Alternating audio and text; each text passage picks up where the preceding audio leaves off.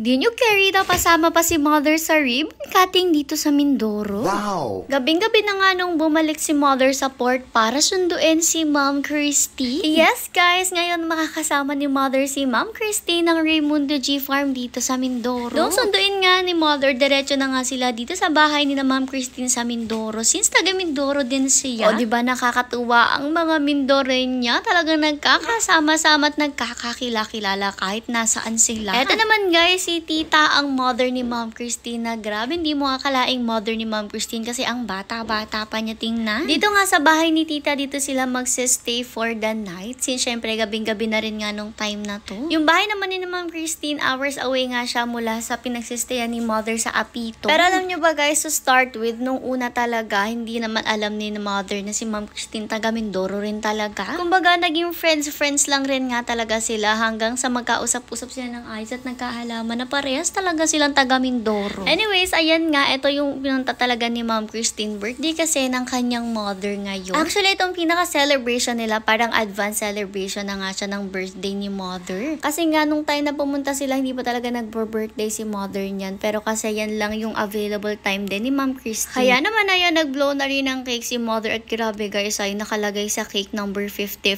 Pero sabi ko, parang hindi naman 55 years old itong si Tita. Kamukha rin nga pala siya ni Ma'am Christine guys. Tingnan niyo yung mga ngiti niya. Parang si Ma'am Christine din kung umiti, diba? Parang magkapatid lang nga sila actually. Nakakatuwa pag ganun guys kasi kahit kami ni Mother, kapag yung mga tao nakikita kami magkasama, ang iisipin nila magkapatid kami. Tapos kapag sinabi nga ni Mother na anak na niya ako, Diyos ko, maloloka talaga ang mga personality.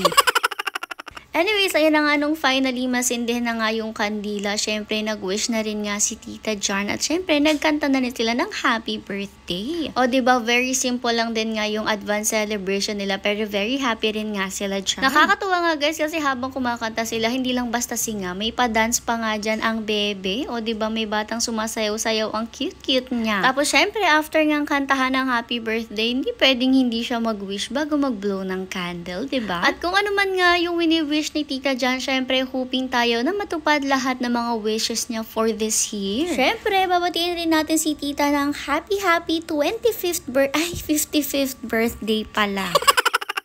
Anyways, habang nandito nga si Mother na Ma'am Christine, chichika ko na lang rin nga muna sa inyo kung paano ba nagkakilala si Ma'am Christine at si Mother or ang family ni Ma'am Christine at ang family natin. Kasi alam nyo ba, ang family talaga nila ay family friend na natin at sa kanila rin talaga tayo nagtitiwala. Hindi lang mga dogs natin guys, yung pinagkakatiwala natin sa clinics nila, pero syempre tiwala rin talaga tayo sa kanila since mga kaibigan na rin nga natin sila. Actually, noong una nga nagpa-stud lang naman si Mother kay Sir Raymond at nung time na yun, hindi pa talaga namin kilala si Ma'am Christine. So yan nga, nagpa-stud lang si Mother sa isang male ni Sir Raymond hanggang sa nung ilang balik na nga kami pagpapastud kay Sir Raymond, nakilala na rin nga namin totally ang family nila. Tapos noon nga, nakakausap na namin sila dahil sila nga ay nagtuturo sa amin when it comes to breeding. Kasi nga nung time na yun, syempre breeders tayo at nag-uumpisa pa lang din talaga tayo. Imagine nyo ilang years na kami magkakasama at magkakilala kasi nung time na nagkakilala kami, nagsistart pa lang kaming mag-breed. Ang dami rin talaga nilang naituro at naitulong sa atin nung time na yun. Kaya naman talagang malaki rin yung utang na loob natin sa kanila. Hanggang sa dahil nga lagi na sila magkakausap ni na Mother, naging friends na nga sila. Syempre, pati yung mga anak ni Ma'am Christine, naging friends na rin namin. Hanggang sa nagkakayayaan na kami maggala, lumalabas na kami magkakasama. At doon nga kami naging family friends at hanggang ngayon parang isang pamilya na rin nga kaming lahat actually. Anyways, let's go back to the video. Eto nga, may pa-opening nga pala ng store si Tita today. Mag-start nga kasi sila ng store ngayon. Tapos itong araw na to, yung napinili na mag-open, kaya ayan, nagsabit na nga sila ng ilang mga paninda nila. Siyempre, nakikita nyo, paumpisa pa lang yan. Naalala ko kasi guys, talagang bago kami maging breeders, nagsasari-sari store din talaga kami. At ganito rin talaga kami nag-umpisa, as in konti pa lang rin talaga yung mga nabili naming paninda. Tapos habang tumatagal, doon na nga padami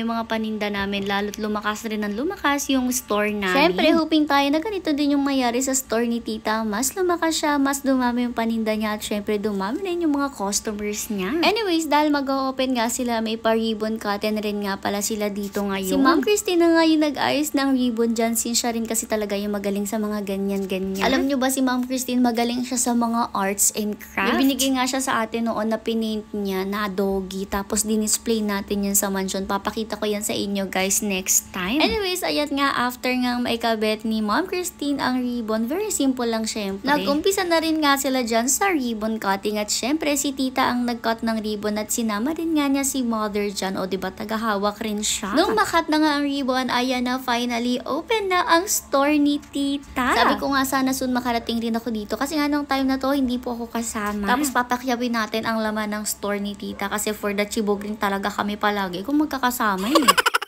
Anyways, ayan na nga, welcome sa loob ng store ni tita. At actually, hindi ko pa rin talaga alam kung ano bang pangalan ng store niya. Siyempre, dahil nagbukas na siya, kailangan may mga customers na rin siya. At bilang unang customer, andyan nga si mother. O diba, yan ang customer na siya na rin talaga yung mga kumukuha ng kanyang bibilhin. O diba, self-service. Pero syempre, ngayon lang yan, since andito nga sa loob si mother, bali kumuha ko nga siya ng mga gusto niyang pamilhin dyan. Kumuha nga lang siya dyan ng ilang tinapay, soft drinks, tapos ewan ko ba kumuha rin siya ng isang safeguard, feel ko kailangan niya yan. After nga no, nagbayad na rin nga siya kay tita. O diba, first ever customer. Yan ang sinasabing bueno mano at sana naman ay si mother magdilang anghel at maging maganda siyang bueno mano para dito sa store ni tita. Anyways, ito na nga yung mga pinamili ni mother. Syempre, dadalhin din natin yan. Since ngayon nga ay dediretso na rin sila kina lola sa Apito. Dahil din na lang nga ni Ma'am Christine si mother dito sa family niya. Dadalhin din ni mother si Ma'am Christine sa family natin sa Apito. Ngitayin nyo lang yan sa mga susunod nating video. For today, magbabay muna tayo dito kay tita.